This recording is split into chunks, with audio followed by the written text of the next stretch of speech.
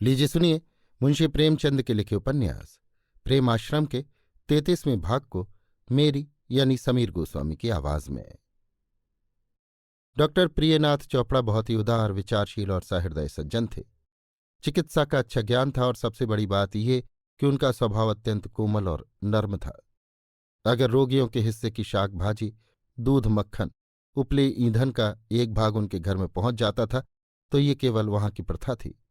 उनके पहले भी ऐसा ही व्यवहार होता था। उन्होंने इसमें हस्तक्षेप करने की जरूरत न समझी, इसलिए उन्हें कोई बदनाम न कर सकता था और न उन्हें स्वयं ही इसमें कुछ दूषण दिखाई देता था। वो कम वेतन वाले कर्मचारियों से केवल आधी फीस लिया करते थे और रात की फीस भी मामूली ही रखी थी। उनके यहाँ सरकारी चिकित्सालय से मुफ्त दवा मिल जाती थी, इसलिए उनकी अन्य डॉक्टरों से अधिक चलती थी। इन कारणों से उनकी आमदनी बहुत अच्छी हो गई थी। 3 साल पहले वो यहाँ आए थे तो पैरगाड़ी पर चलते थे, अब एक फिटन थी। बच्चों को हवा खिलाने के लिए छोटी छोटी सेज गाड़ियां थीं। फर्नीचर और फर्शे आदि अस्पताल के ही थे। नौकरों का वेतन भी गांठ से न देना पड़ता था, पर इतनी मितव्ययिता पर वो भी अपनी अवस्था की तुलना जिले के सब इंजीनियर या कतिपय वकीलों से करते थे तो उन्हें विशेष आनंद न होता था। यद्यपि उन्हें कभी कभी ऐसे अवसर मिलते थे जो उनकी आर्थिक कामनाओं को सफल कर सकते थे, पर उनकी विचारशीलता भी उन्हें बहकने न देती थी। कॉलेज छोड़ने के बाद कई वर्ष तक उन्होंने निर्भीकता से अपने कर्तव्य का पालन किया था, लेकिन जब कई बार पुलिस के विरुद्ध गवाही देने पर मुंह की खानी पड़ी तो चेत गए। वो नित्य पुलिस का रुख देखकर अपनी नीति स्थिर किया करते थे। तिस पर भी अपने निदानों को पुलिस की इच्छा के अधीन रखने में उन्हें मानसिक कष्ट होता था। अतएव जब गौस खां की लाश उनके पास निरीक्षण के लिए भेजी गई तो वो बड़े असमंजस में पड़े। निदान कहता था कि ये एक व्यक्ति का काम है, एक ही बार में काम तमाम हुआ है, किंतु पुलिस की धारणा थी कि ये गुट का काम है। बेचारे बड़ी दुविधा में पड़े हुए थे। ये महत्वपूर्ण अभियोग था। पुलिस ने अपनी सफलता के लिए कोई बात उठा न रखी थी।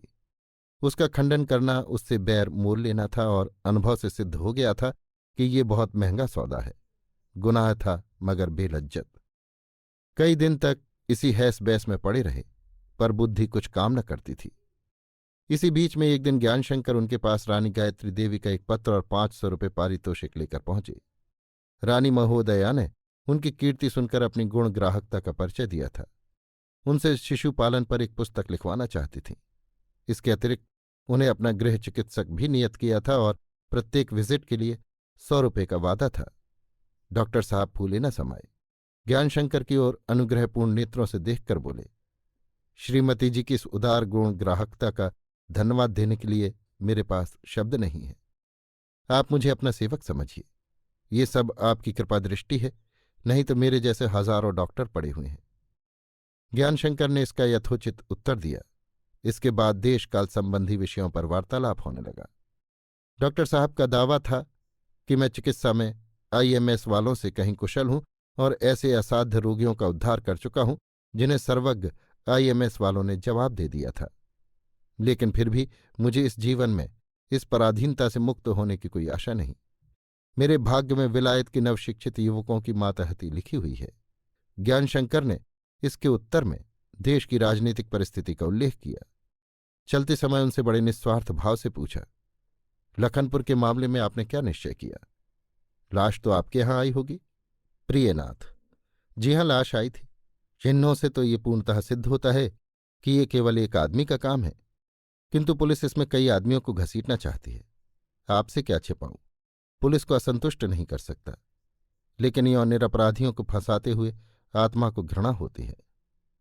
ज्ञानशंकर, संभव है आपने चिन्ह से जो राय स्थिर की है वही मान्य हो, लेकिन वास्तव में यह हत्या कई आदमियों की साजिश से हुई है। लखनपुर मेरा ही गांव है। प्रियनाथ, अच्छा, लखनपुर आपका ही गांव है, तो ये कारिंदा आपका नौकर था? ज्ञान, जी हां, और बड़ा स्वामी भक्त, अपने काम में कुशल। गांव वालों को उससे केवल यही चिढ़ थी कि वो उनसे मिलता न था। प्रत्येक विषय में मेरे ही हानि लाभ का विचार करता था। ये उसकी स्वामी भक्ति का दंड है, लेकिन मैं इस घटना को पुलिस की दृष्टि से नहीं देखता। हत्या हो गई, एक ने की या कई आदमियों ने मिलकर की। मेरे लिए ये समस्या इससे कहीं जटिल है। प्रश्न जमींदारी और किसानों का है।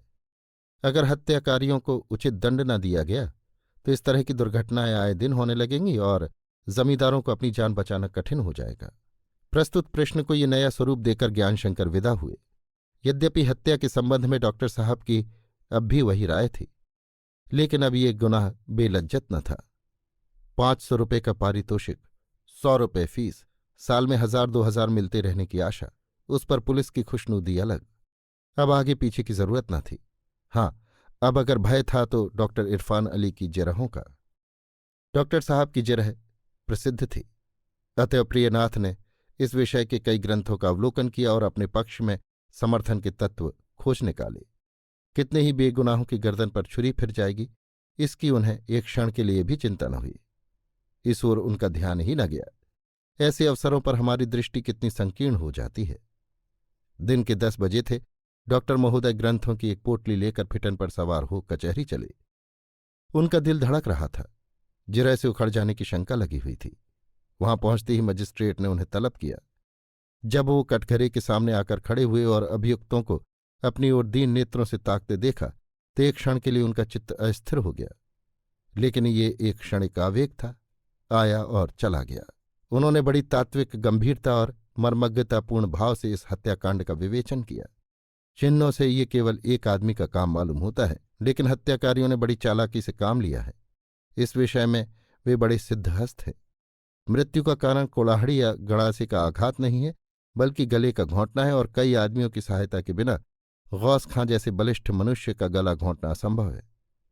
प्राणांत हो जाने पर एक बार से उसकी गर्दन काट ली गई है, जिससे ये एक ही व्यक्ति का कृत्य समझा जाए। इरफान अली की जिरह शुरू हुई। आपने कौन सा इम्तहान पास किया है? मैं लाहौर का LMS और कलकत्ते का MB हूं। आपकी उम्र क्या है? 40 वर्ष। आपका मकान कहाँ है? दिल्ली। आपकी शादी हुई है? अगर हुई है तो औलाद है या नहीं? मेरी शादी हो गई है और कई औलादें हैं। उनकी परवरिश पर आपका माहवार कितना खर्च होता है? इरफान अली ये प्रश्न ऐसे पांडित्यपूर्ण स्वाभिमान से पूछ रहे थे मानो इन्हीं पर मुकदमे का दारमदार है। प्रत्येक प्रश्न पर ज्वाला सिंह की ओर गर्व के साथ देखते, मानो उनसे अपनी प्रखर न्यायिकता की प्रशंसा चाहते हैं। लेकिन इस अंतिम प्रश्न पर मजिस्ट्रेट ने ऐतराज किया। इस प्रश्न से आपका क्या अभिप्राय है? इरफान अली ने गर्व से कहा, अभी मेरी मंशा जाहिर हुई जाती है। ये कहकर उन्होंने प्रियनाथ से जिरह शुरू की। बेचारे प्रियनाथ मन में सहमे जाते थे। मालूम नहीं ये महाशय मुझे किस जाल में फांस रहे हैं। इरफान अली, आप मेरे आखिरी सवाल का जवाब दीजिए। मेरे पास उसका कोई हिसाब नहीं है। आपके यहाँ माहवार कितना दूध आता है और उसकी क्या कीमत पड़ती है?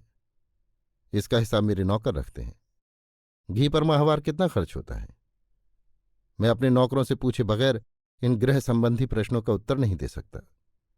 इरफान अली ने मजिस्ट्रेट से कहा, मेरे सवालों के काबिल इत्मीनान जवाब मिलने चाहिए। मजिस्ट्रेट, मैं नहीं समझता कि इन सवालों से आपकी मंशा क्या है। इरफान अली, मेरी मंशा गवाह का इखलाकी हालत का पर्दाफाश करना है। इन सवालों से मैं ये साबित कर देना चाहता हूं कि वो बहुत ऊंचे उसूलों का आदमी नहीं है। मजिस्ट्रेट, मैं इन प्रश्नों को दर्ज करने से इनकार करता हूं। इरफान अली, तो मैं भी जिरह करने से इनकार करता हूं। ये कहकर बैरिस्टर साहब इजलास से बाहर निकल आए और ज्वाला सिंह से बोले, आपने देखा ये हजरत कितनी बेजा तरफदारी कर रहे हैं। वल्लाह मैं डॉक्टर साहब के लत्ते उड़ा देता। मैं साफ साबित कर देता कि जो आदमी छोटी छोटी रकमों पर गिरता है वो ऐसे बड़े मामले में बेलौस नहीं रह सकता। कोई मुजायका नहीं। दीवानी में चलने दीजिए, वहां इनकी खबर लूंगा। इसके 1 घंटे पीछे मजिस्ट्रेट ने फैसला सुना दिया। सब अभियुक्त सेशन सुपुर्द। संध्या हो गई थी। वो विपत्ति के मारे फिर हवालात चले। सबों के मुख पर उदासी छाई हुई थी। प्रियनाथ के बयान ने उन्हें हताश कर दिया था।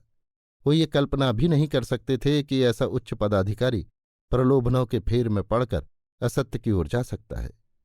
सभी गर्दन झुकाए चले जाते थे। अकेला मनोहर रो रहा था।